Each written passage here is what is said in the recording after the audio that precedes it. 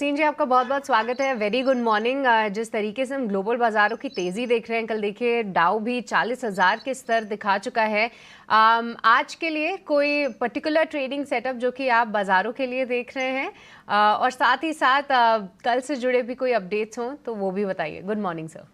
हाँ, good morning Srishti ji, आपको भी। अगर आप ईटी स्वदेश देख रहे हो तो शुक्र, थर्सडे, फ्राइडे को आपको 3-4 तारीख को कहा था बेच देना, 22,800 पे फ्रॉथ है। फिर 21,800 आया, आपको कहा ये बॉटम है, यहाँ फियर खरीद लीजिए।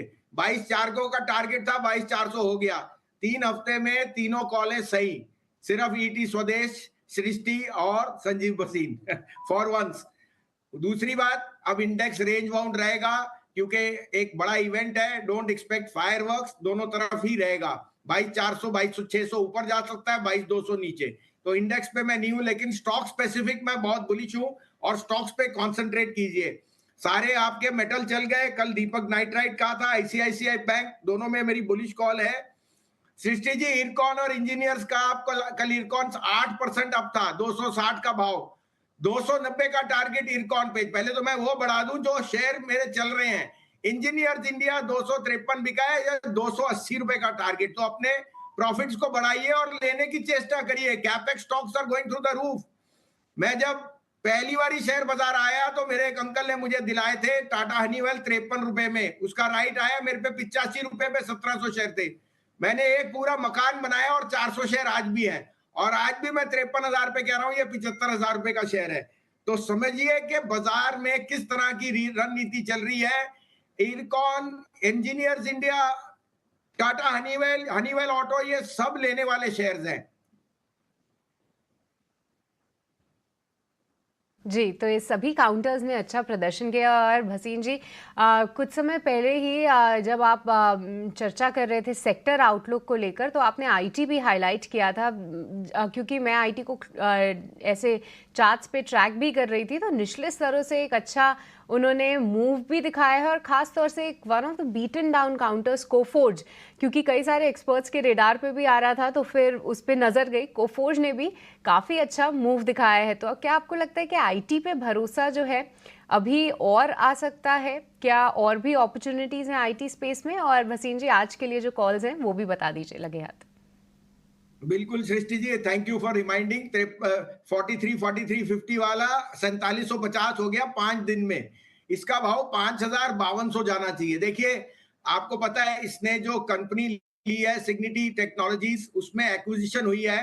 That acquisition is a very very creative, proactive, क्योंकि वो कैश क्रिएटिव होगी डे 1 से।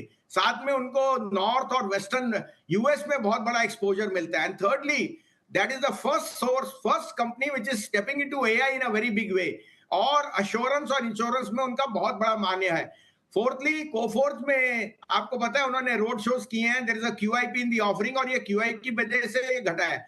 हमने एज ए डिस्क्लोजर क्लाइंटों को 4450 में भर के दिला दिया है। हमें 5200-5300 का भाव दिखता है, और उसके बाद आउटलुक देंगे। लेकिन आप ऐसा देखिए कि आईटी इज नाउ, जो वैल्यूएशंस बहुत कंफर्टेबल है, और साथ में आउटलुक, कैश रिच कंपनीज हैं जो एक्विजिशंस कर रही है। Coforge is one of the few जो एआई में बहुत जोर से जा रही है, and that is the future. As a disclosure ये हमारे पोर्टफोलियो में है, और 5200 तक तो हम इसे छुएंगे ही नहीं।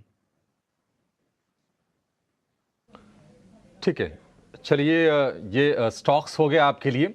अब शुरू करेंगे हमारा खास सेगमेंट जहां पर हम नतीजों का अध्ययन करेंगे। लेकिन उसके पहले भसीन साहब ये बताइए कि आज के लिए आपके शेयर्स कौन से हैं, आप क्या रेकमेंड कर रहे हैं? गुड मॉर्निंग अभिषेक, आपको डिम्पी। अशोक लीलैंड, आपको कहा था टाटा मोटर 1100 में बेच दीजिए, अशोक लीलैंड ले लीजिए, कल न्यू हाई है। इस साल का ऑटो स्टॉक सिर्फ अशोक लीलैंड है। 300 का टारगेट है, अभी 250 तक का आप संतुष्टि पाइए। 195 का स्टॉप लॉस। 250 जाएगा तो मैं 300 का बढ़ा दूंगा, लेकिन टारगेट इस साल में 300 आएगा। दूसरा मेरा पिक है आरबीएल बैंक। मिड कैप में सबसे सटीक बैंक है आरबीएल।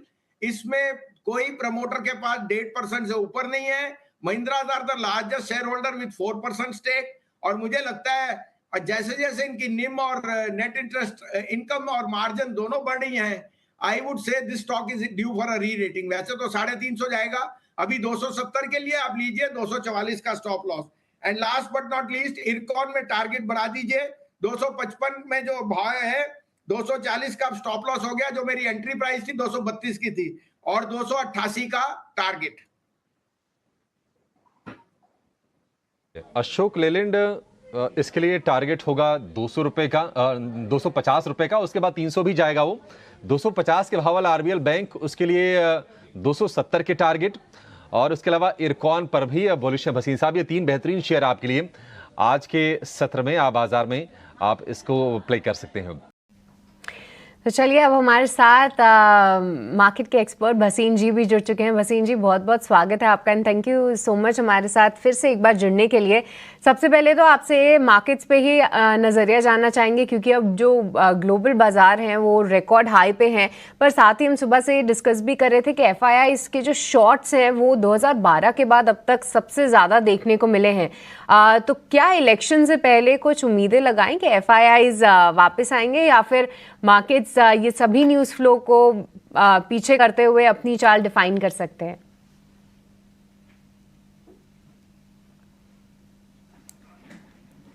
भसीन जी, शायद आपको अनम्यूट करना पड़ेगा।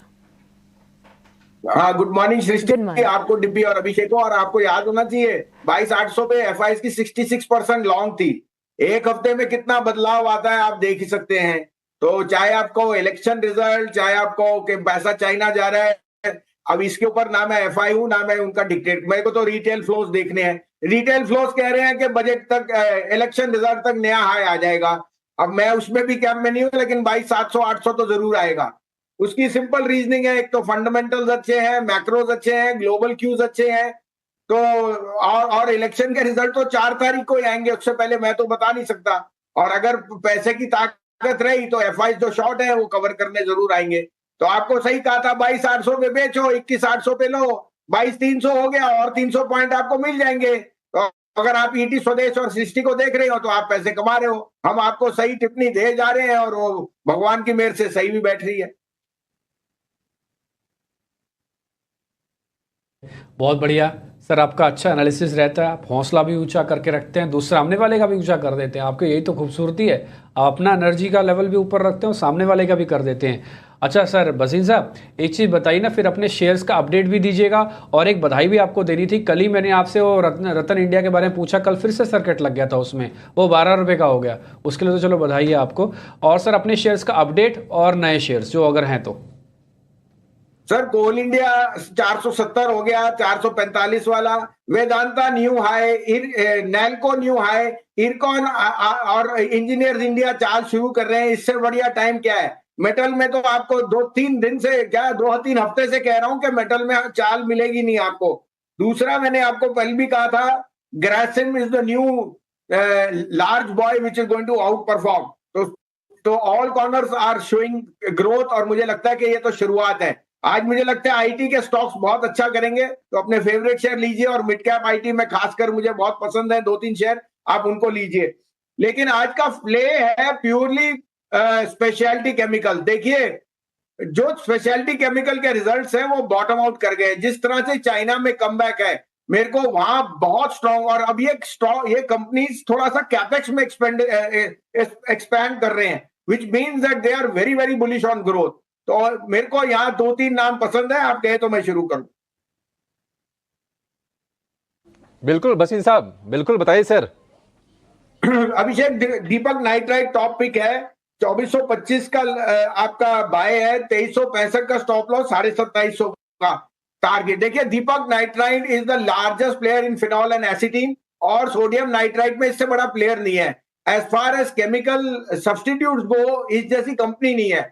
From dyes, agrochemical to tires to pharma to detergents, कोई ऐसा ब्रांड नहीं जिसमें दीपक नाइट्राइट नहीं है। और जिस तरह से कंपनी की ग्रोथ पोटेंशियल अब है, 20 तारीख को नंबर्स हैं, आई थिंक ये शेयर यहां से 25% का अपसाइड आपको आराम से देगा, शायद ज्यादा ही दे दे। 3,000 का इसका ऑल टाइम हाई है, I don't rule that coming. और दूसरा, आपको थोड़ा कॉन्ट्रेरियन होना पड़ेगा, बिकॉज जब आपको सेक्टर अच्छा मिलता है तो वो जनरली बॉटमिंग आउट पे होता है, अनईज आती है बिकॉज ऑफ रिजल्ट। ऐसे ही आपको याद है, commodities was the play may be a year back, and that's how it all came back. 265 वाला वेदांता 450 बिक गया है और 3 महीने नहीं लगे। दूसरा पिक है नवीन फ्लोरोलाइट। और नवीन फ्लोरो में फ्लोरोकेमिकल बिजनेसेस बॉटम आउट। मुझे लगता है जिस तरह से इसकी रीच है, this is again going to be a very very strong play. 3335 में लीजिए, 3250 का स्टॉप लॉस, 3850 का target. And last but not least, ICICI bank मेरे हिसाब से 1200 जा रहा है। अगर 1190 पहुंच जाए तो आप अपना प्रॉफिट बुक कीजिए। 1090 1100 का स्टॉप लॉस रखिए। लार्ज कैप में आईसीआईसीआई और ग्रासिम में लीड द प्ले, लेकिन speciality chemical is where you will make lot of money.